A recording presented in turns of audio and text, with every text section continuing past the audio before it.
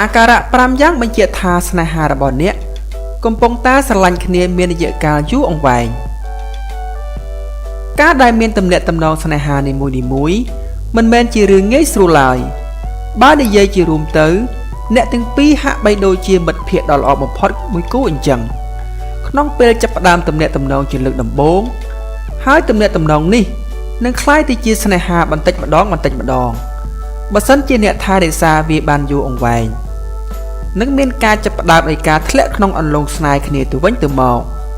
យ៉ាងណាមិញបើសិនជាអ្នកអាចមានអាការៈ5យ៉ាងចំពោះទំនាក់ទំនងស្នេហានេះមានន័យថាអ្នកកំពុងតែស្រឡាញ់គ្នាយូរអង្វែងហើយដើម្បីស្រាយចម្ងល់នេះឲ្យកាន់តែច្បាស់សូមប្រិយមិត្តតាមដានជាមួយយើងខ្ញុំដូចតទៅចំណុចទី1អាចជជែកគ្នាច្រើនម៉ោងគ្មានថ្ងៃចប់អ្នកអាចចំណាយពេលវេលាច្រើនម៉ោងជាមួយមនុស្សសំខាន់របស់អ្នកដោយការធ្វើអ្វីមួយដែលគ្មានប្រយោជន៍តែវាបែរជាមិនធ្វើឲ្យអ្នកធុញទ្រាន់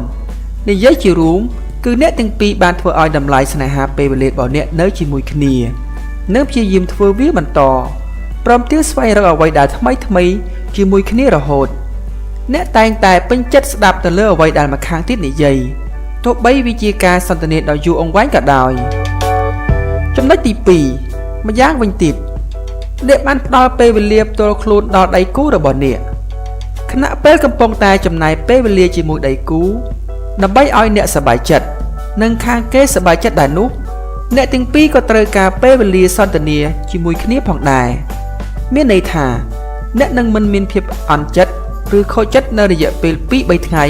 ដែលដៃគូត្រូវការពេលវេលាផ្ទាល់ខ្លួននិងមិនមានការជួបអ្នកទោះបីជាមិនបានទូរស័ព្ទសួរទុកទុកគ្នាក៏ដោយវាគឺជាអ្វីដែលអ្នកគោរពទៅលើពេលវេលាផ្ទាល់ខ្លួនគ្នាទៅវិញទៅមកចំណុចទី3ទាំងពីរអ្នកមិនអៀនខ្មាស់លើការនិយាយថាសំទោសការឆ្លោះប្រកែកគ្នាគឺជារឿងមួយដែលមិនងាយជៀសផុតឡើយចំពោះទំនាក់ទំនងស្នេហាគ្រប់ប្រភេទជាពិសេសពេលមានការយល់ច្រឡំអ្វីមួយតែម្ដងនៅពេលមនុស្សដែលអ្នកសាងកំហុសនៅលើម្ខាងទៀតអ្នកមិនបានភ័យខ្លាចក្នុងការសារភាពកំហុសរបស់ខ្លួននោះទេពិតជាអំណោយផលដ៏ល្អណាស់ព្រោះអ្នកបានប្រើប្រាស់ភាពស្មោះត្រង់របស់ខ្លួនបញ្ជាក់ប្រាប់គ្នារួចហើយដូច្នេះអ្នកប្រកាសថាគ្មានអ្វីអាចរៀងទំនាក់ទំនងស្នេហារបស់អ្នកបានយូរអង្វែងឡើយចំណុចទី4គាំទ្រគ្នាទៅវិញទៅមកទោះបីវាគឺជាការងារថ្មីឬសម្រាប់ចិត្តចូលរៀនវិញនឹងការជ្រើសរើសមុខរបរថ្មីក៏ដោយ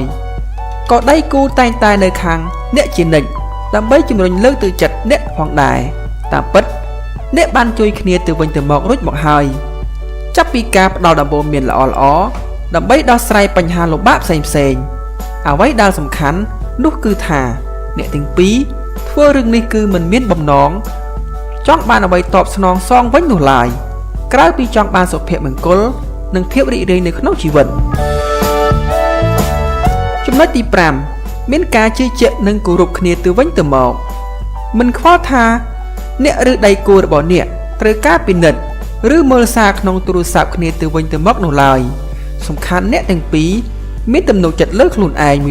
100% ថាអ្នកនឹងមិនកុហកគ្នាអំពីរឿងបែកឆ្វេងរកថ្មីនោះឡើយមានន័យថាអ្នកទាំងពីរតែងតែមានភាពអត់ធ្មត់ឲ្យគ្នាទៅវិញទៅមកនិងព្យាយាមយល់ដឹងពីគ្នាទៅវិញទៅមកទោះបីជាមានទស្សនៈផ្ទុយគ្នាក៏ដោយ